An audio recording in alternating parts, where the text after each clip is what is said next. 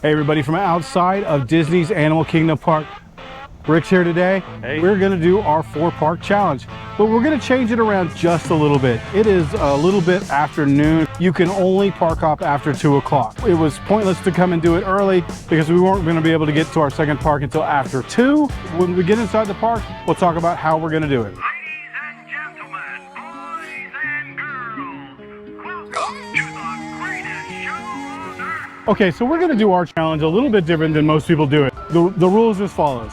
We've got to do one major attraction, we have to do one minor attraction, and then we're gonna either get a snack, a meal, or at least a drink at every park. It made sense the most to me to start at Animal Kingdom because it's the only one that's disconnected from the other 3. After we're done here, we're gonna drive to either Epcot or Hollywood Studios, and then we'll continue on from there. So first things first, Rick and I have to decide what we want to do first. So we are in agreement that what we would consider the 2 major attractions in this park would either be Avatar Flight of Passage or Expedition Everest. Flight of Passage was hitting 90, 95, and then Everest is at 40, so that's a better choice right now. Yeah, I know what I'm choosing. I think we're going to exclude shows. Oddly enough, by looking over here at the wait times currently, Everest is the least wait time, even of the what I would call the lesser attractions.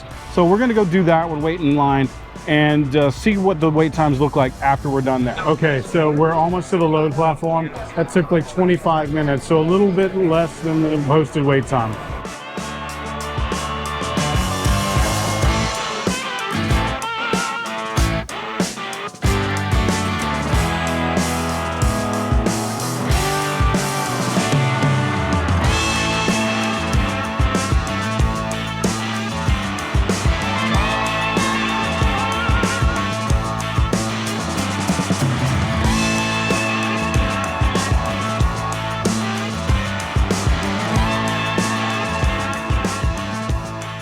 Okay, so we have the dilemma of what our next ride is. It's a toss-up between Triceratops Spin and Dinosaur. Triceratops Spin was only 15 minutes, Dinosaur only 40. I think we're gonna try Dinosaur because it's probably a better option than 2 big grown adults going and riding Triceratops Spin. I think I agree with that. Yeah, all right, here we go. This is Seeker. Listen up. We've got to get in, grab the iguanodon, and get out before that asteroid hits. Let's roll. Computer, what are you tracking? Styracosaurus, Not our dino. Oleoramus, asteroid impact. Brace yourself. This is it. So just off of Dinosaur, it was 45 minutes, and that was a lot longer than we really wanted to wait for that ride. But that fulfills 2 of our 3 things here at Animal Kingdom. We still got to go stop and get a snack or a drink. We're gonna grab that on the way out, and then we're gonna head to park number 2. So the last thing I wanna keep up with is just how many steps we're taking today, because the more steps I take, the better. Just now leaving, we're almost at 4,000. So we'll see what the grand total is once we end the day. We're into park number 2. We're here at Hollywood Studios. I don't know about Rick, but my first point of business is food.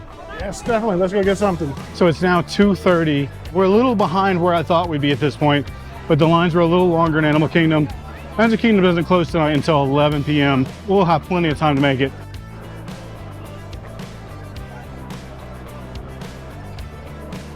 Rick, what are you eating? Grilled cheese kids meal. It's the best meal I can get.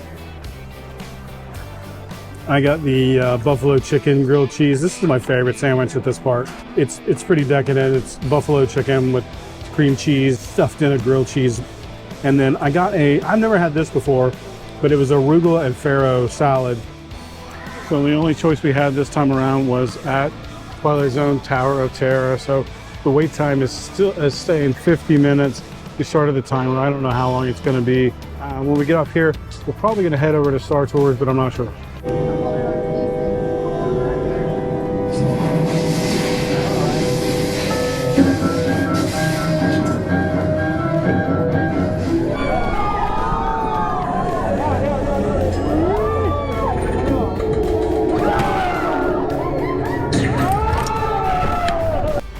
Off of Tower of Terror, took about 33 minutes from the time we got in line till the time we got off the ride. And we're now heading over to Star Tours. This one is now saying it's only 10 minutes. If we're going by the trend, which should be a walk-on.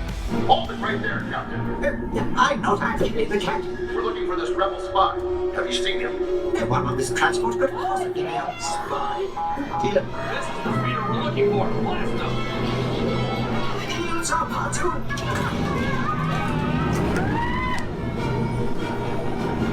Where are we?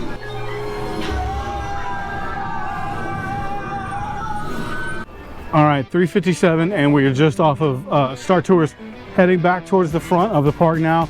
We're gonna jump on the Skyliner for a trip over to Epcot. Like most things at Disney, sometimes you have to be flexible and be able to pivot. So we went over to the Skyliner to jump on the Skyliner to head over to Epcot, but the Epcot Skyliner line is down, so Rick and I are gonna jump in our cars and drive to the next park. Dreaming of a magical vacation to Central Florida or a cruise getaway? Look no further than Sunshine Tree Travel. We're your experts in booking trips to Walt Disney World, Universal Studios, and amazing cruise line packages. Our experienced team offers personalized service, and the best part? No fees for our services. Let us make your travel dreams come true. Contact us today at www.sunshinetreetravel.com. Sunshine Tree Travel, your gateway to unforgettable vacations. All right, well, we've just entered park number 3. So we had a little snafu like we talked about. The Skyliner was down. It is now 5 o'clock exactly. So Rick and I pulled a little audible, and instead of driving from Hollywood Studios to Epcot, we decided to drive to Magic Kingdom. And then from Magic Kingdom, we took the monorail over to Epcot. And then we'll take the monorail back to Magic Kingdom because that's the park we wanted to end up in. So we're a little bit behind schedule. We have a plan to make up some time. I'll tell you about that here in a second. The 3 big e-tickets in this park are Test Track, Remy, and Frozen. We're not including Guardians or Tron in the Magic Kingdom because those you need a virtual queue.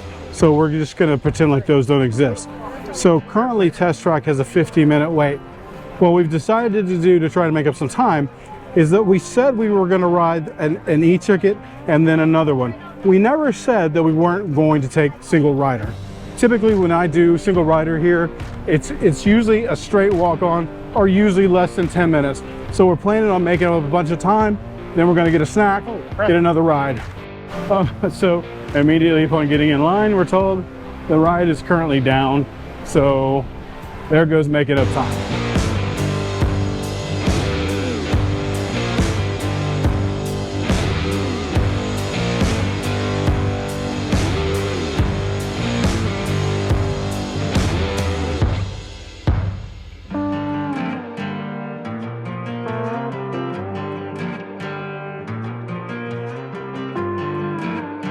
Currently 5:33 just off of Test Track. We were only in line about 13 minutes, a little over 13 minutes, which is really good considering about 9 minutes of that was because the ride was down. Once they recommenced, we were on in 5 minutes. So I'm not sure we made up the amount of time we needed to, but we're gonna move over here and we're gonna go to the refreshment station, newly reopened. This is gonna be our snack for this park. Thank you. So basically this is a small or medium sized icy that you could get from 7-Eleven. You're just overpaying. It's like a $6 Slurpee. Fish. Rick got fish. Jerry fish. Under normal circumstances, I would never, ever wait for a Spaceship Earth. Even though I love this ride, it's just, you just need to catch it at the right time, and it's usually a walk-on. Spaceship Earth only took about 5 minutes. It stated 15 minutes, but it, again, was pretty much just a walk-on. I just checked my steps. We're currently now at 13,000 steps. So we are exiting Epcot, heading back onto the monorail, back to the Magic Kingdom. This will be park number 4. And just like that, into our 4th park. How you feeling? A little tired, but good. I'm getting a little tired too. But we still got 2 attractions and a snack or a meal. We made it over here to Big Thunder Mountain. It looks like it's still 40 minutes according to the sign. My guess, having done this plenty of time, this is longer than 40 minutes. But it's still the shortest time So I guess we're gonna wait.